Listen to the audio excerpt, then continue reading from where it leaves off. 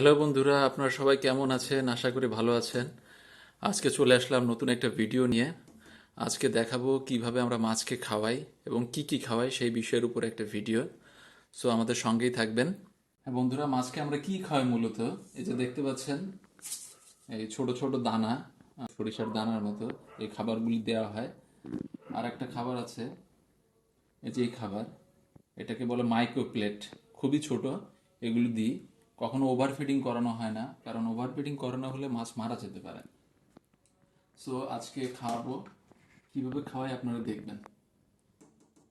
এই বুঝে গেছে অলরেডি যে একে খাবার দেব। কয়টা খাবার দিই দেখেন।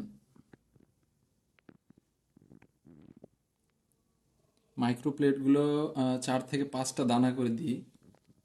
এই যে এই যে খাচ্ছে, দেখতে পাচ্ছেন কিভাবে খাচ্ছে, আপনারা দেখতে পাচ্ছেন।